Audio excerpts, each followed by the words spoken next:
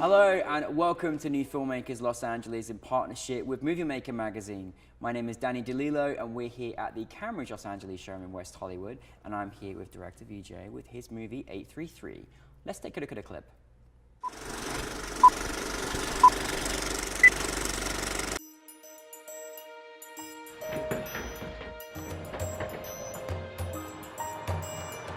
Nothing like a bit of cardiovascular.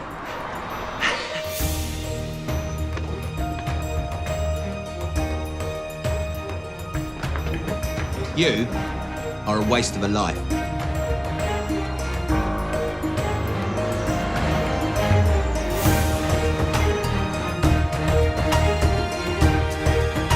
I'm the hero within you.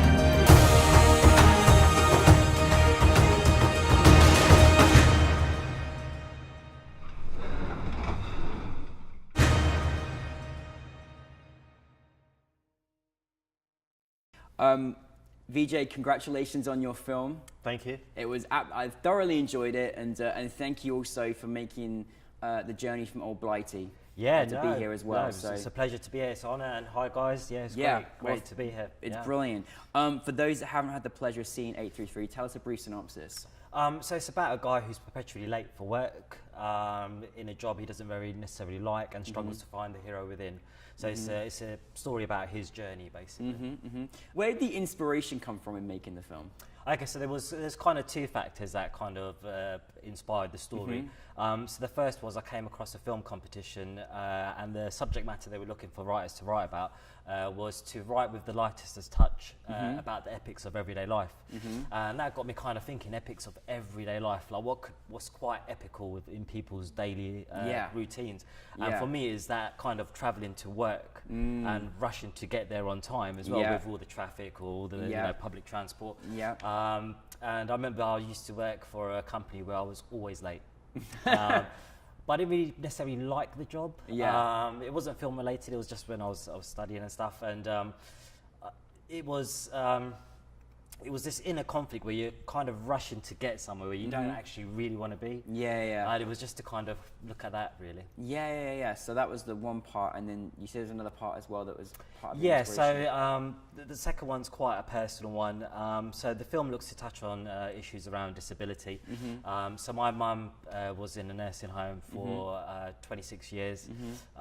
She was disabled, wheelchair bound, requiring 24-hour care, and she was, you know, you could have conversations with her, and sometimes it'll be coherent, sometimes it wouldn't be. But there was one day where I was having a conversation with her. She turned around and said, "Why is my brother not visiting me? One of her brothers." So I phoned him up, and I said to him, "Have you forgotten about your sister?" He started crying. Passed the phone over to his wife, so my auntie, sorry, a bit rude there. Should call her his wife, but I spoke to her, and she basically just turned around and said, "Well, what's the point in coming over to see your mum when she doesn't have any sense?" So I had a PG reply to her, which was, "Well, she's got more sense than you," and it kind of really you know, got me thinking, like, what's the perception of someone that's disabled or wheelchair bound? Are they just, that's it, they're not human anymore, you know? So I really wanted a character within the film that was had the disability, but was a real character of strength. And within the film, there's a character called Mrs. Miller who's wheelchair bound, and she's the real driving force throughout the film that really drives the story and pushes our protagonist forward. It's really a beautiful relationship that you see, and her role in the film, what she does to, you know, like you say, move the protagonist on. It's really quite touching and wonderfully commendable that, you know, you touched upon that and something so personal and helped us and the audience to understand that as well. You understand that perspective, and it was really, really great. You had a great cast. You really delivered the message very, very well. How was the casting process for you? It was a really interesting one. With regards to, there's two wheelchair bound characters within the film, and we really wanted to get actors that were, you know, in real life wheelchair users. But we really struggled with the Mrs. Miller, the main female, well, one of the main female leads within the film, which was a bit of a shame. We tried our best. The second character is an actual wheelchair user, but he's not actually an actor. which is interesting because he done a great job. Brilliant, yeah. Yeah, so it was brilliant. Yeah, no, it's really quite great. Now, for anyone who doesn't know, like, you know, the London buses, they're quite iconic, aren't they? Yeah, really, you know. They are, yeah. And so the 833 signifies this amazing, you know, this amazing bus, which is like, you know, a route that takes you away in London. Yep. Again, it's like, what did you kind of want the audience to kind of get from this relationship between, you know, these two people, and obviously his journey as a in his character and where he's going? Yeah, so without giving too much away, about the film was initially titled 833, simply because that's the time he got the bus. But we find that he's using this vessel every day on his journey, where we see his character develop. So it was, you know, the title kind of came by itself once I'd written the script, and 833 was the time initially, and I thought it would be so much more cooler for it to be the bus number, because that's the vessel he's used to go on his journey. Oh, see, there you go. See, it's good for us that question. Yeah. I was a bit of a spoiler there, but yeah, it's okay. Don't worry. You know, what was the biggest challenge you had in making the film? The biggest challenge was time. And I think time about someone being late. I love that. Yeah. Well, this was it. The male lead, we had him for basically 2 days, only available for 2 days, where it kind of fit in with all the other cast members. And Lee's near enough in every single shot within the film. So we had no choice but to shoot on 2 days. And one of the days was we shot all the exteriors. So there was a lot to get in, but we shot in winter time. So in London, it's tough. Yeah, it gets dark around 4 p.m. Yeah, so, you're like, oh yeah, no. Or even earlier. So we actually were really tight on schedule. It was really intense, but really rewarding as well at the same time. Oh, well, you made it. It's amazing. It's quite phenomenal. One of the actual shots within the film is actually it looks like daylight, but we actually shot it at night. So we're the secrets of independent filmmaking. Yeah, we're quite pleased with that. It is scary. It is scary when the sun starts going down.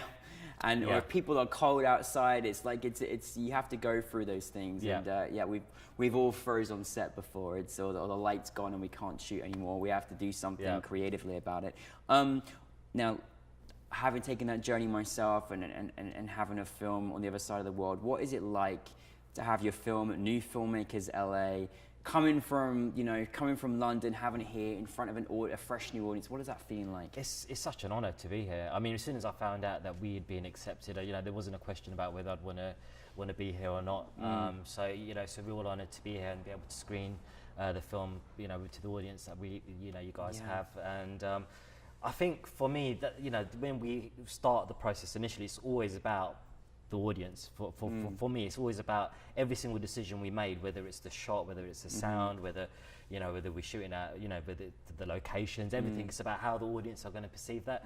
So it's wonderful to be sat with the audience and kind of listening into their kind of experience. And there's a bit of dark comedy within that, and it's quite nice to hear people like want to laugh, but then like, should we be laughing? Yeah, exactly. So it's quite cool to see if people kind of pick up on those things. But it's been a great pleasure being here. Oh well, I mean, it's a pleasure having you. And I think one thing that was just from a perspective of understanding what the importance of having your film out there and for an audience to see it, I was like, even seeing you last night, you were just getting around, speaking to everybody and talking to everybody, and really utilizing the fact of what a film festival has to offer, and that because you're bringing all these people together, and a lot of stuff, most of the stuff happens around drinking, not really around sitting at a table, in a room being interviewed, and so that's how you make all these interactions, which is great, especially coming here. Yeah, and it was great to not only speak to fellow filmmakers, but aspiring filmmakers. Yeah.